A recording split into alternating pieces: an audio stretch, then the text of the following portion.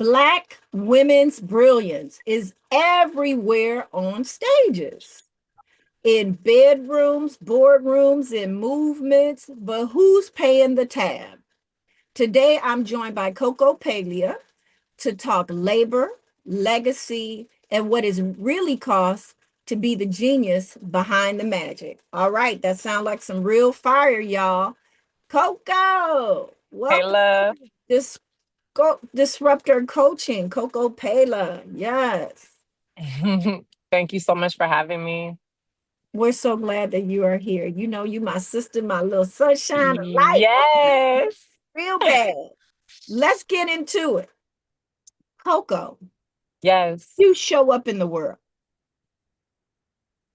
You said, how do I show up?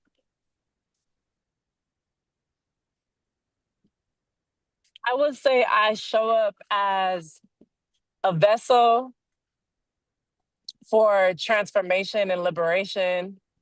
I would say I show up as a vessel for, um, because I'm just a human, down here on earth, living and growing. So definitely I feel like I show up as an example of what it is to be humbled over and over again and just like grow and learn as a human and be willing to face um what one is called to do and be and become, and kind of, I think, also just walking on a path of imperfection. So not popping out and showing up in the world as a fully polished product or persona or ego, but more so like as a human who's being polished and developed, as things go. And yeah, a vessel, a mirror, Ooh.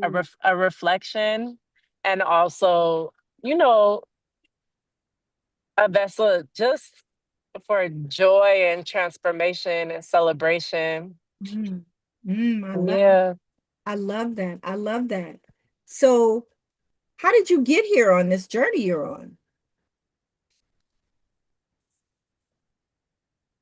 When I look back, we were just talking about this last week on Women in Hip Hop Wednesdays. I was talking about how when I moved to LA, when my father got custody of me, one of the things he gave me was music. We didn't talk. Like, he's very old school, born in the 1940s. So he wasn't like, this is the 90s. He wasn't like, oh, let's talk about what happened. But what he did do on an intuitive level, knowing what I had been through or having an idea, is he gave me music. So he gave me Buju Banton's In the Heights. He gave me Lauryn Hill, The Miseducation of Lauryn Hill by Miss Lauryn Hill.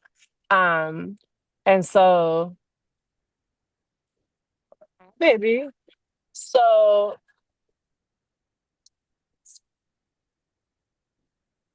I feel like I was brought here. Like I did have a dream put in my heart at a very, very young age, a vision, but I didn't know what it was. It wasn't like I thought I'm gonna grow up and become a hip hop artist and a songwriting coach and a music Right. midwife. It was just like a vision. And I remember it being four and having that vision. So how the grace of God, the goodness of the universe on the shoulders of my ancestors, you know, um, that's Ashe, how. Ashe. I love that. You mentioned music midwife. That is intriguing. What is that, darling? A music midwife is like a songwriting coach, but hella better. So, a midwife doesn't just come in when you are going into labor. She Mm, doesn't just pop up at your house, once the contractions are already started and your water is broken or that kind of thing.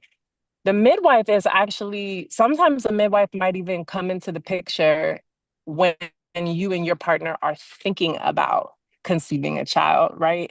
She's on the journey with you from sometimes conception all the way, and then she stays with you. Once you give birth to the child, she's not like, all right, my job here is done, right? mm, A lot of midwives, they take the placenta home, they process it, they're checking in with and caring for the mental health, the spiritual health, the emotional well-being, the full, like the holistic well-being Yeah. of, the mother, or, the person who's giving birth. So as a music midwife, that's what I'm doing with my clients.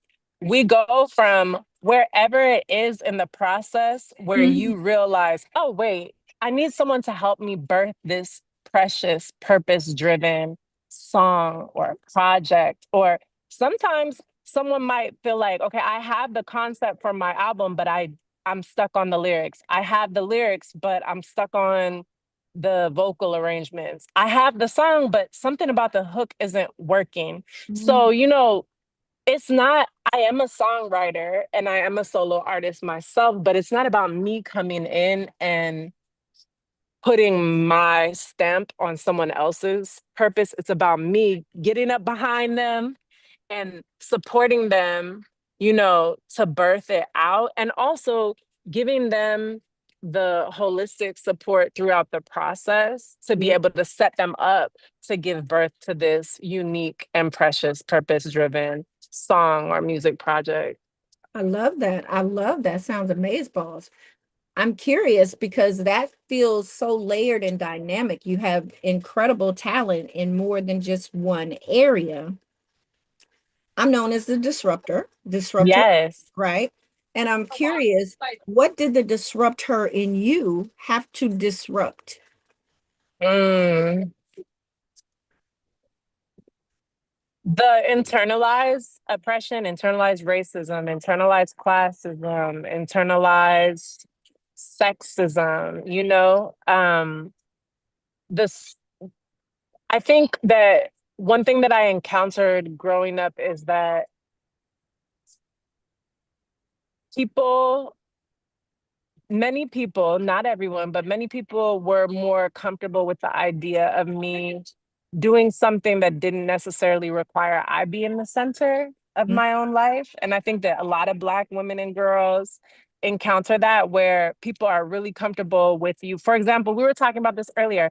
There were many years where I was a nanny. I nannied for over 100 families in the Bay Area, over 150 children. Um, I've taught as a teaching artist in schools, after school, as a classroom teacher, as a songwriting teacher, as a music teacher.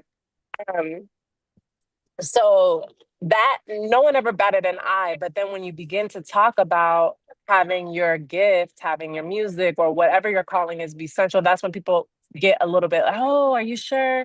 Well, but the music industry, how it is, and people don't make a lot of money that way. And well, Right. what do well, they always want this. So I think the disruptor in me, I wouldn't say how to disrupt anything about other people. It was the messages within me where I to believe.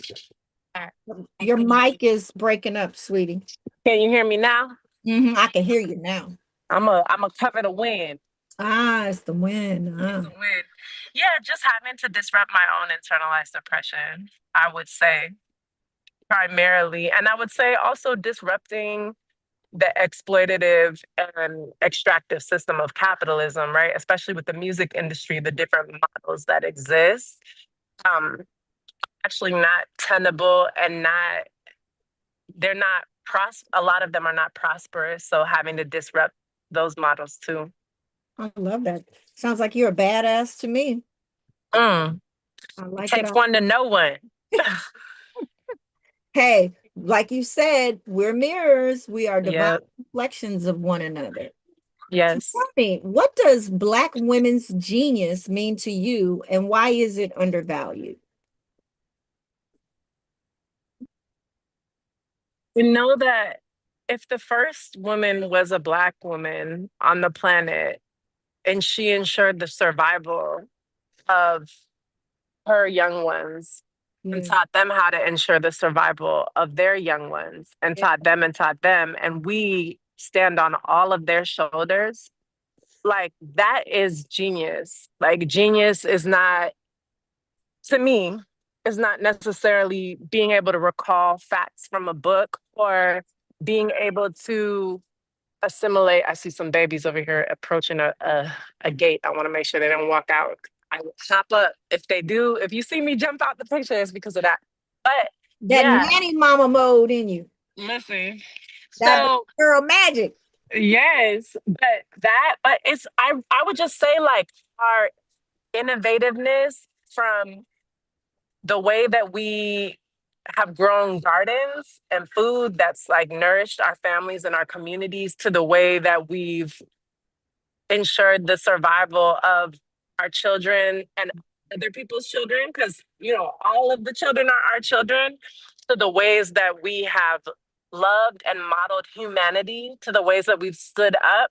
Like, how people talk about Black women in the United States being kind of the litmus test for like if something is fucked up or not.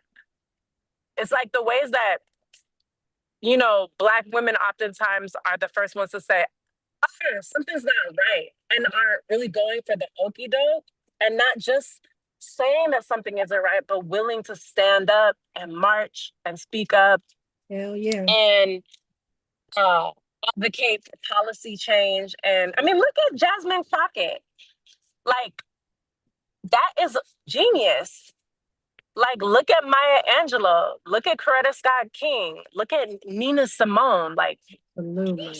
just turn anywhere and look at Michelle Obama, look at Viola Davis, look at Ava DuVernay, like look at Megan Thee Stallion, look at Beyonce, like any Black woman, you see Oprah. Like, I think genius is also the ability to take a bag of dried beans and a bag of rice and somehow, go turn around and grab some herbs and okay, I got an onion and barter some eggs for some tomatoes. And now suddenly I have a pot of food, you know what I'm saying, that can feed my family and anybody else who needs it. I feel like that's genius. It's the creativity. I think it's the innate creativity, but there is something incredible about Black people and Black women's ability to innovate under any and all circumstances. Like, no matter the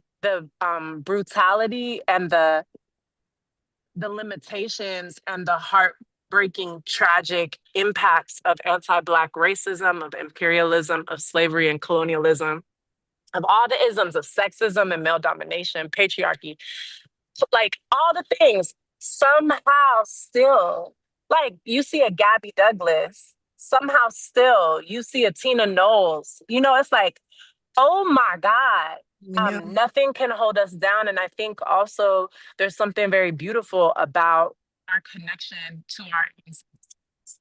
Like, I was having a moment the other day, feeling really discouraged about a loss. And I was in the tub, I had my candle lit, so just the presence of my female ancestors. I felt them sitting on the side of the tub, sitting down on the ground in the bathroom, just smiling and just peaceful and like, we got you, baby. It's okay. We've been here. Like, the thing you think is upsetting you, girl, we've been here 1,000 times before, 1,000 times harder. Like, you can make it through because you get to lean on our wisdom, our knowledge, our experience. So I think there's also something beautiful too about the intergenerational nature of our wisdom. Sometimes we find ourselves in situations where we've never done something or seen something before, and somehow we know how to do it. And I think that that's also the ancestral wisdom and genius. Mm. So there's literally, like, I could just never shut up for a whole hour. I see that. Mhm. Hey, flow, baby. That's what you do. Yes. And speaking about the ancestors, right before this, we'll let our guests in on it. I took a picture because as you sat down, there was this sun ray and it was beaming across right on your shoulder as if it sat down to say, I got you. I'm here. Yes. It was so beautiful. And I if should. I can figure it out, we'll put the photo in on the video somehow. If I can figure that part out. Yes. Let me see if y'all can see it here. That's us before the call Yes. and the light. Whoops. Yeah. It was Mhm. shining right on that shoulder over here. Right there. So Yes. look closer, you'll be able to see that. And I wanted her to have that. Mm. Because we do. We have an unwritten nature and rule that it just happens when we see another sister, another I was on the podcast yesterday. I had my guest, Dr. Yo Girlfriend K, and Oh yeah.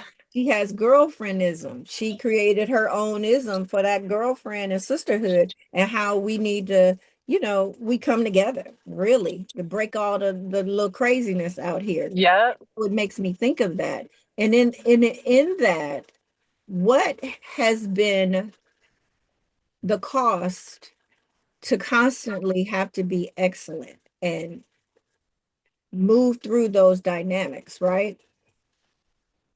Well, I think that,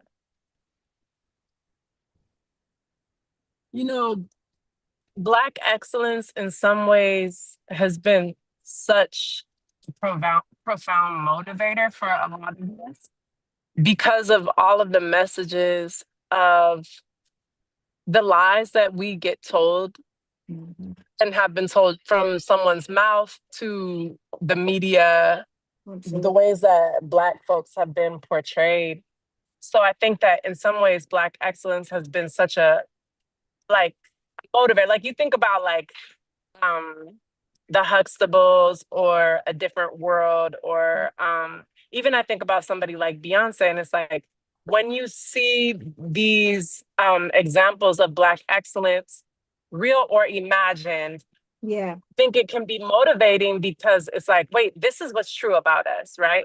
But on the flip side, it can also function in an oppressive society. It can also function as a mechanism of white supremacy and patriarchy, because then you feel like you can't just exist, right? We have I feel like Black excellence and white mediocrity are tied, so it's like, oh, okay, like I don't like, okay, you remember there was a period where it was a style, it still is, like, for white women to wear like a messy bun. Oh yeah, But yeah. right. So like the idea of a messy bun as a style, I know like for us as Black women, nothing is supposed to be messy. Nothing's supposed to be, every baby hair better be laid. It better have a place and a name and a time, right? And I feel Right. like that's one way that where it's like when the standard is so high, and even I'm thinking about when Michelle Obama was in office, you remember they were just criticizing everything. What she did. Can you hear me now? Mm-hmm. I keep forgetting. But yeah, I remember when she was in office and they were criticizing her muscles. She was too muscular. And it's like, what other first lady have we ever talked about how much muscle she did or did not have on her body, right? So Absolutely. it's like that being under a magnifying glass. So I really feel like I think about we hold like marginalized groups always get held to a higher standard. So like Black people get held to a higher standard. A white man comes in and doesn't do his research and does the presentation. Oh wow, that was genius. It was off the cuff. He was, but a Black man comes in and oh, he's winging it, he's unprepared, he's a slacker. Similarly with Black women, I feel like, duh, it's similar if I look at men and women, like what is expected of the marginalized group is always way higher. And I think that for us, especially coming out of, slavery, the expectation to work in a way and produce in a way that the people who are reaping the benefits of the labor are not even working in that way. Like Right. you think about the, plantation owners or even the overseers and what people are getting compensated or profiting off of this free Yeah. labor of enslaved people, right? But are are they sitting there and encouraging them? Oh, thank you so much for all this free labor. Wow, you're doing so well. Because of this, my children and my children's children will have generational wealth for blah blah blah blah blah. No, it's you're slow, you're lazy, get up, hurry up, pick it up. this, that, and the third, right? So when we think about that happening for centuries and centuries and centuries, and that's just not even a complete description of the impact, but of course, those high expectations and that both the oppression and the internalized oppression, I feel like it's exhausting. And I Absolutely. know for myself, I'll say I am just now really committing myself to the the colonized way that I've been functioning in my Mhm. music and my business, grinding myself down to a pulp, not sleeping right. It has to be better, better, better. There is a way to be excellent and not grind yourself down to a pulp. But for us, the messaging is so heavy and brutal. Yeah. Yeah, I don't disagree with any of that. With that said, what role does music and art play in healing generational labor trauma? Ooh. I mean, think about when you think about amount of times a day those oppressive messages and those traumatized, traumatic messages that literally get passed down in our cells, in our DNA Right. about, um, okay, here's an example. I'll sleep when I'm dead, right? I'll sleep when I'm dead. That is directly from slavery. And I think that it literally comes from us only being able to finally find rest in death. I mean, I've heard stories. I don't know if you've heard stories, but I've heard stories about, you know, African heritage people passing out and quote unquote dying and being roused out of death, you know, in the cotton fields because you got to get up because you got to pick this fight. You can't die. We got to get that last bit of squeeze that last bit of labor. So, a belief or like if you think of it, imagine your mind or your awareness or your psyche like a record spinning around and around, and these different messages are playing on it in a cycle. And so sometimes we say, oh, wow, I really need to get more rest. I really need to get more rest. But then we keep finding ourselves staying up until 3, 4 in the morning, working to the right. And oh, but I gotta pop back up. So we back up at 6. Well, why am I still doing that? My conscious mind says I know I need to get more sleep, but in my subconscious mind, this belief I'll sleep when I'm dead, right, is passed down to us through tone of voice, through the way that people's facial expressions look, through what we see our family go through. So music, I mean, every single person has had a song stuck in their head, a lyric stuck in their head. It's literally brain surgery. It's reprogramming. Mm, I Like love that. Music when is you, brain surgery. it is. Think about it. Like when you get a positive, there's this group. Have you heard of a lot of people know about them, but Beautiful Chorus, Yes. right? There's this one song, I am everything I want to be. I am everything I need. I am everything I need, right? It's stuck in my head. I love it. So Tell the I can, people. t- I can tell for me, just playing it, passively singing along to it, my whole vibration is different now because I'm not vibrating from a place of I'm not enough. I'm not I'm not Beyonce yet. I'm not on her level. Well, but I don't have that kind of skill yet. But I don't have that kind of money yet. But I don't have that kind of business structure yet. No, I have everything I need. I am everything I want to be. I'm everything I ever wanted to be. I have everything inside of me.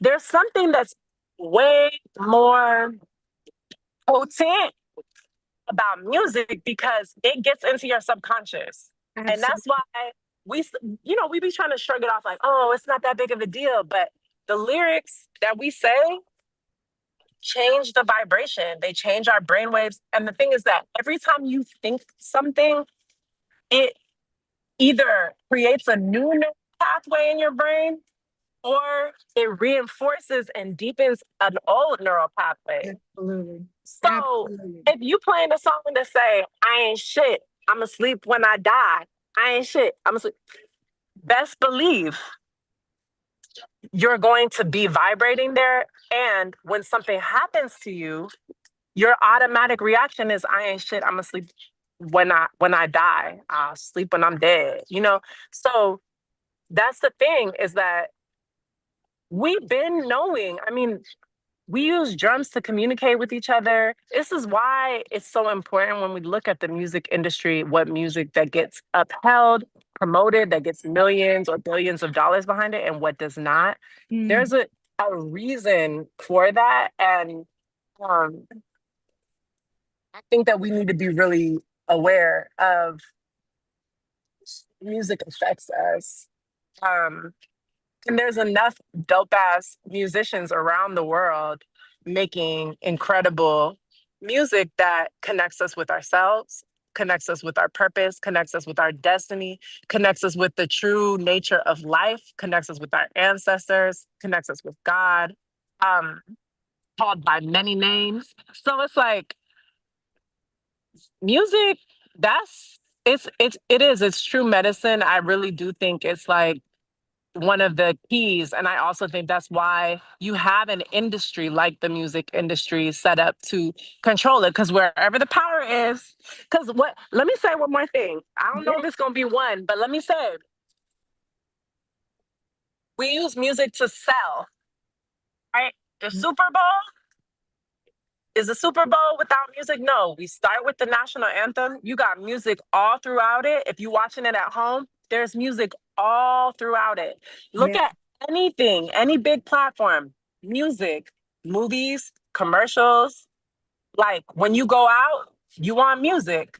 Like, think of any of the big movies. Even if we look at revolutionary movements, there's always, always, always music. And it's the same too when we look at, you know, I would say oppressive movements. So, and institutions, that the music is a big part of it. So, yeah, music is powerful. It's medicine. And I think just like anything else in this world, it's about your intention. How are you using it, right? Oprah introduced a lot of us to Seat of the Soul, Mm. where I forgot the brother's name, but he's talking about you could use the brick to throw through a window, or you could use the brick to build a house. You could use the knife to carve a sculpture, or to Right. carve a bench or a swing for your family to swing on under a tree, or you could use the knife to stab somebody in the back. And similarly, music can be used to oppress, or it can be used to liberate. It's about the intention of the person who's wielding it. It's also too, as a light-skinned Black woman born and raised in the US with a white parent, proximity to whiteness, upwardly mobile. I went to college to continue to do my work so that as the music passes through me, it's not getting snagged and coming through a filter of any of my internalized oppression, or the ways that I've been set up as an agent of anybody else's oppression, right? And I think that of us, if we want to wear a certain type of crown or accept our purpose or our calling, we have to make a choice. I can't tell nobody what they need to stand for, but if I say I stand for goodness, then I better be down for the work that's gonna help me show up in integrity and alignment. And that is an ongoing process. You know, it's an ongoing process, but we can't just, I know a lot of artists be like, oh, well, it's just music. This is just my job. I'm not here to, inspire nobody. Okay, but you picked up the mic, meaning that you wanted to amplify your voice. Ashe. If you want to say that bullshit, go turn the amp off to yourself. To therapists that can help you work through it. But if you want to amplify it and you want me to listen and take my precious time, energy, and attention, it better be something that's enriching us, especially in this time where it's not a joke. People are dying, Mm. every day. So it's important that we that we take seriously. It doesn't need to sound in a certain way, like preachy or anything, but that we take seriously like the gift of the mic, because also your mic could get snatched. And we have to understand that we're a vessel, and if we get the mic, there is a responsibility, but it's also an honor to have the mic and to have people listening to you, you know? That's why I don't take these conversations lightly. Let's talk about Yes. the fact that you are creating a legacy. What legacy do you hope to leave, not just in music, but in the movement? I mean, I think the legacy um of like redistribution of wealth through like community and connection, like the understanding that there is enough, there's more than enough, and that we don't need to ask anybody to even give us back anything. We have our power. There are systems like and institutions and mechanisms of oppression that clearly have real impacts and limits on our lives. But at the same time, you know, like for example, with the work I'm doing now, it's like, oh, I could wait for people to um, support other Black women and girls in hip hop and other Black women and girls, their perspectives, their um, solutions, their voices, or I could invite those Black women and girls on my platform and pass them the mic. And I feel like not just because sometimes movement spaces anywhere, I guess, under capitalism, especially in the US, could be very performative. Mm. You know, like it can kind of turn into like, oh, I'm more respectable because I'm righteous, you know, and that kind of thing. And that's whack because we're all learning and coming into more right relationship with each other. But um what I will say is like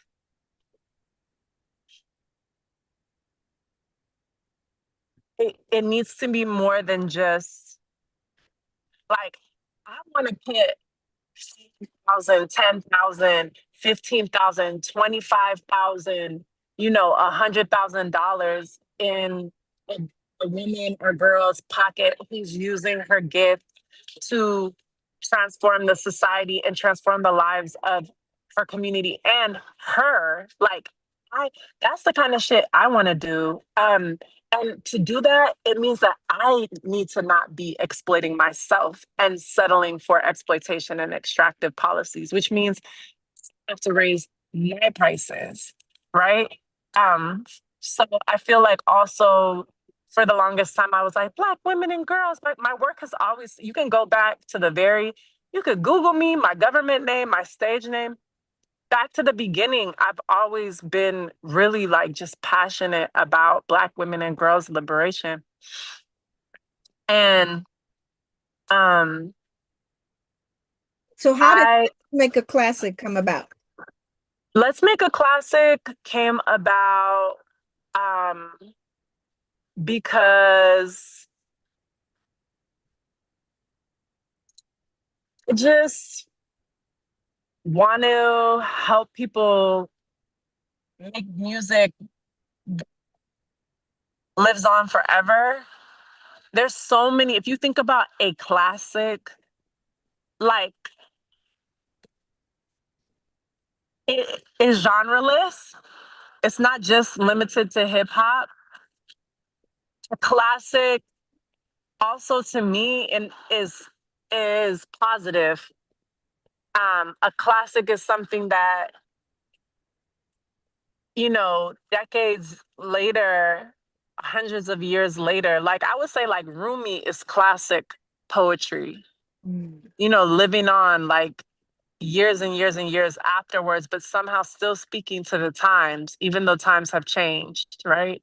So let's make a classic. It's activists like, all right, y'all, let's make a classic. Like that's what we need to be focused on. So, how I many know classics do you have in your album capsule? What's going on in there? Tell us all about it. that album capsule, whoo wee, well, everyone is a classic in the album capsule. Um, you know, we're still in the studio, so the classes could be as many as, I don't know, 17. But right now there are 12 classics, 12 songs on my next studio album, Trigger Warning, Confessions of a Black Feminist Rapper, Part 2. And I would say probably more than that, because I'm also including like some unreleased meditations and rituals for folks. So it depends on what you think a classic is. If we talk about the songs, I'll say about 12 at this point, but I, yeah, I don't know. I might have to, there's some other songs coming out in the works right now. So tell us about this. Give us all the details. Like, what is it? What's going on? Like, what do we do? What do we do if we want to know more? So you can go to cocopeila.com/album capsule to find out like the full skinny. Also, the first single off of the project, Perfect Love, is plays on that page. We just put it up there. It came out on February 12th, but only folks who have subscribed to the mailing list have that private listening link. Nobody has the actual song like downloaded except for me.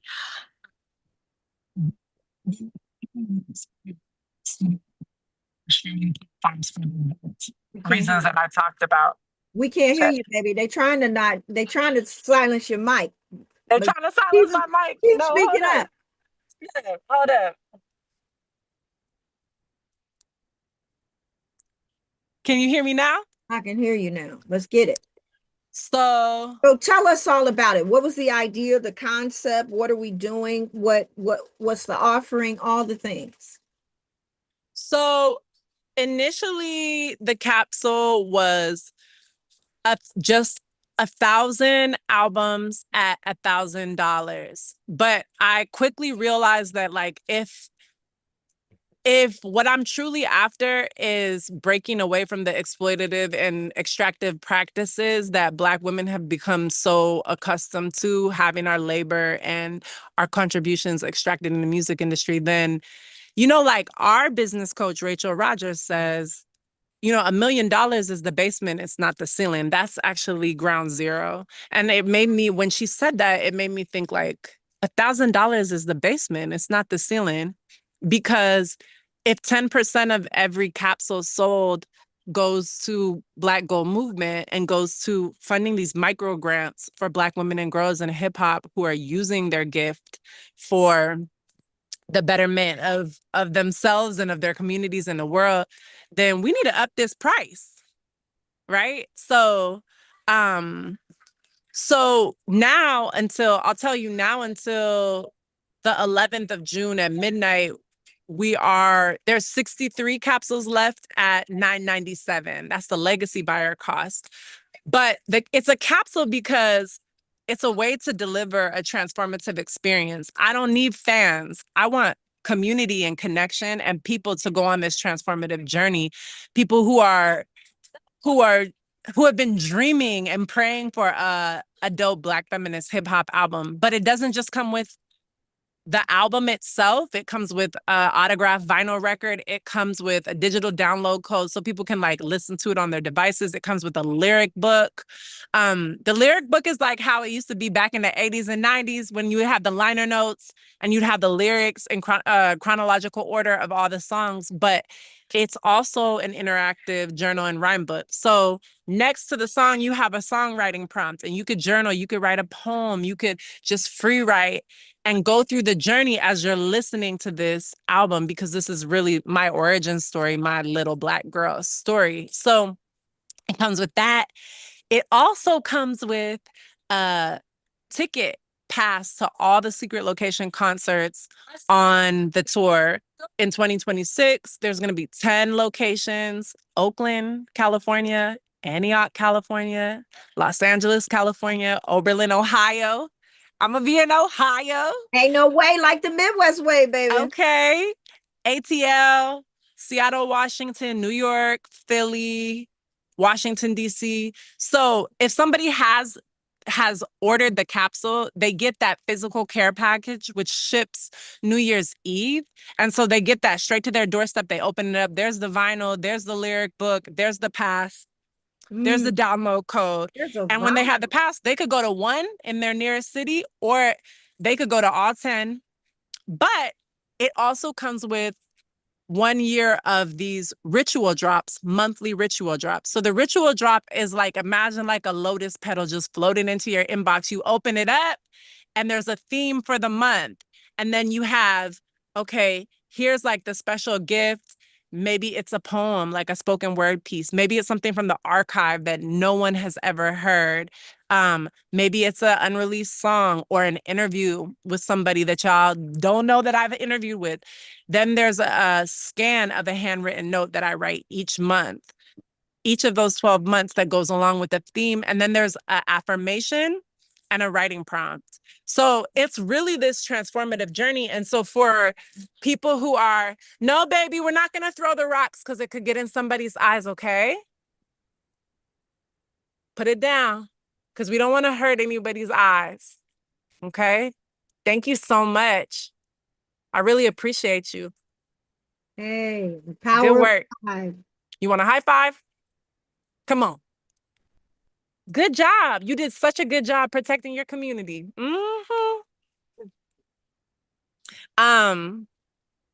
So who is it yeah, for? so it's really like when you get your capsule immediately, because we're starting the ritual drops on the 16th of June. So people who have already pre-ordered the capsules, like 37 of the albums out of the 500 capsules are already spoken for. That's why as we lead up to the 20th of June, there are these 63 capsules left at the $9.97. But once we get to the 12th, of June, the price goes up to $2,500. And I want people to still, we were actually on a live last night, and I was sharing with folks, like, some folks have been like, oh my God, $1,000 for an album? Like, I'm accustomed to paying $20. Well, you're accustomed to getting exploited, low paid labor. Okay, first. Secondly, you're accustomed to undervaluing Black labor, because why would we pay $110.5 million for a Basquiat painting, but then bat an eye at $1,000 for an album capsule, when we know that music is so valuable that we cannot live under oppression or in a liberated, free state without music? It's literally an innate part of us as human beings. So why would we bat an eye? But also, I always tell people, like, you could break it down into payments as small as like $53 a month, because we have payment options. So last night I was like, some people may not have the option. And I understand that as a working class person, you don't always have $53 a month or $125 a month to put towards and invest towards a reimagining, a Black feminist reimagining of the music industry. But some people might actually look at what they spend every month and say, you know what? Do I want to spend that $53 towards weed, or do I want to get Coco's capsule and have my whole mind blown and my whole life transformed? And in the case where people actually want to take part in this transformative journey, then it's worthwhile. And then the last thing I'll say is only 500 capsules will ever be created, meaning the physical package and the ritual drops. Once we sell 500, we done. I'm not reprinting them ever, ever, ever again. So it's going to be something that 10, 20 years from now, you'll be at a party and somebody pulls out the limited edition vinyl and they're like, oh, you got one of them? Because no, if it doesn't make it on the radio, I'm not worried, because I feel like I'm standing in something I'm not worried about the music industry. You know what I'm saying? The music stands on its own. And so if people want to hear it, they either invest in the capsule or they come see it live, and that's it. I'm not for everybody, you know? So who are you for? Who is this for? Who did you create this for? Who out there are you talking to that wants and needs this capsule? It's for, wealthy women, leaders, powerhouses that need a badass soundtrack to their life. Like, this is a soundtrack for your life, girl. You out here slaying dragons, you know, disrupting systems of oppression. You out here, like, this is why we call the capsule. Oh my, I haven't even said it. The capsule is called For the Lotus Blossom Who Mm. Came Up Out the Mud. Because we know that, see, I spent a long time in my life resenting the mud that I came out of. Well, if I didn't have this mud, I wouldn't have this trauma, and I would be so much further, and I would be so much less damaged. And now I understand and I see it as I am because I exist because of the mud. I couldn't exist without it. I am a lotus blossom because of the mud that I came up out of. And it is part of my spiritual journey to alchemize and transform that. So this is for those women, those folks, you know, who are who are who don't look like what they've been through. Nobody would have ever guessed the kind of stuff that they've been through. Sure. And they're using that to create goodness and power and liberation in the world. The other thing I would say is it's for folks who actually like are committed to honoring and valuing Black women's labor and genius and contributions. Because there are some folks who have pre-ordered the capsule who are not Black women leaders, but have other identities, but they know what's up. They know what time it is. I think it's also for like my VIP girlies that like they want that exclusive shit. They don't want like that basic shit that everybody has access to. And they love to pamper themselves. They love to light a candle and get the shea butter out and get the coconut oil out, put on a soundtrack and journal. And you know what I'm saying? Soak in some bath salts and wrap their hair up in a towel or oil their scalp down and just like burn the incense and really like unwind. And that they're on this path of healing. They've already committed themselves to this path of healing. And it's also to folks who like know some innovative shit when they see it and they want to be early investors. And I really want the other night on the live, somebody was like, I want to help you, Coco. I want to support. And I'm like, we need to actually shift that paradigm. It's not about helping and supporting artists because that is actually a power dynamic where you position yourself as the kind of the savior, you Mm. know?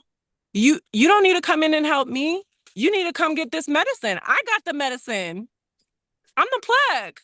What is you talking about? Tell them, girl. I'm Tell them. just saying, like, and it's not just me. That's how we need to relate to artists. And again, like I said, there's a lot of anti-Black racism and a lot of classism because we have this idea of fine art. Why are you comfortable paying hundreds and hundreds of dollars to go to the opera or the ballet or to go see a big concert, you know, with all these classical instruments? Why? Why are you comfortable going to the orchestra? You go up in the Chanel store or the Louis Vuitton, or you go get your Mercedes truck. You're not telling them, I want to support you.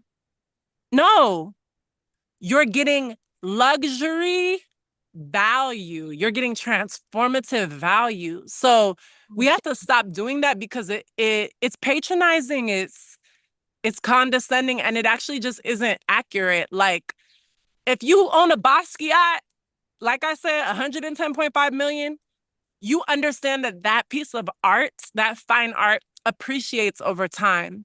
And as artists, we have to move that way. As Black women, we have to move that way. And I mean, last thing I'll say, for real, what if Nina Simone had a business model like this? Mm. In order for you to listen to Young, Gifted, and Black, you had to buy a capsule. You had to be an investor. And maybe she had a portion of it that she gave away to the community, or the community could access it in a certain way, but folks who really wanted to get down. And so now, years after her death, it was worth so much. Well, we get to reimagine the music industry and we get to reimagine our value and understand it and let people catch up. I love that. So I would be remiss if I didn't ask you to give people a sample of what they're gonna get on this. For the newbies that are just tuning in and understanding who Let me see. Coco is, what we got, or just flow with your lyrics, ma'am. Show them how you doing. You Okay, are let me a see. hip hop artist. Okay, What you got let's see for us? what we got. You hear them? They playing the gospel music on Utica. I promise I'll tell you the whole story. But first, can you hear it? Let's begin. I'm gonna put it. This is the first single. It's called Perfect Love.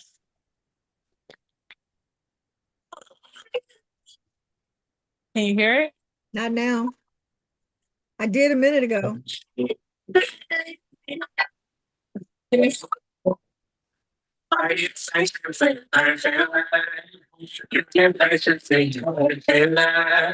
Don't be searching like you searching for someone that's bad, but are you searching for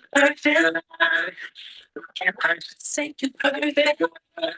Don't be searching for you searching for the it's some things I never told you. First time we got down, you didn't ask me. Just mold through, pushed up in my body, and let me hold you. Let me in. But what I'll do is I'll send it to you like a little snippet of the track, and you can, if you want to lay some of it under any point. Well, we're gonna send them to you. Hold a second, hold a second, hold a second. Hold a second. Let me make sure I can hear you. Hey. Awesome. Mic check, mic check, 1 2 1 2. Mic check, mic check, 1 2 1 2. Mic check, 1 1. 2 1 2. I can hear you. Ashe, Okay. ashe. We're going to send them to you. You don't have to send it to me. Oh, Because perfect. I believe I already got something from the VIP. Oh, yeah, yeah. We're going to send them to you, right? Where Yes. can they find you, boo? Oh, you can find Let me them know, Coco. Coco Peila anywhere and everywhere. COCOPEILA. You can find me across all social media. But where you really need to go is to cocopeila.com/capsule. And you gonna hear the song, you gonna feel it.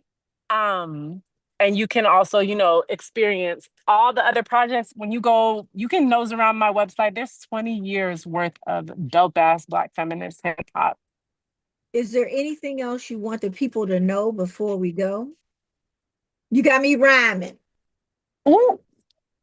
Nah. They could get all the free rhyming from the streaming platforms. We not, but what I will say is, I just want the people to know that they're so lucky to be connected to you, to Disrupt Her Coaching, and they better stay tapped in so they can have their lives like totally transformed and changed. And yeah, I'm just grateful to have gotten some time with you. I'm grateful that you said yes when I put out the invitation. You Yes. showed up, you showed out, giving the people what they want, a taste of who Coco Peila really is and why this is a movement in time. Why, for the lotus blossom who came out of the mud, is a classic. Yes. Yes, it is a work of art. You all, this was just a taste. We know we outside, we know we live, so things don't always go as planned, but that's the beauty of it. That's the humanness in us. That's how we get down. That's how we show up, breaking down all of that perfectionism and all of the things. Coco still needed to be heard, and I wanted her and to set this space for her, for her to be able to share with you all. So get in where you fit in, y'all. Hello. I'm over here in Cleveland, Ohio. She's coming up to Overland. Who's gonna be with me when we get Yes. right? Y'all better recognize. Coco, I have one last question for you before we go. And Yes. all her government and all her information gonna be in the description box, y'all. Yes. So Yes. y'all like, subscribe, Share, get this word out. This is a whole movement, right? For Black feminists. Yes, I love this. Coco, do you have any Yes. questions for me before we go? Oh my God. Will you be on my podcast? Can I invite you so I could do a full length interview with you? That's my question. Absolutely. Yes, yes, and yes. Yay! And amen for the people in the back. Yes. Thank you I so love it. much. I love it. Well, that's our time. We're All going to get right. out of here. We're going to pass the mic back. Y'all know Yes. how we do it. Until next time, I want you to take good care of you.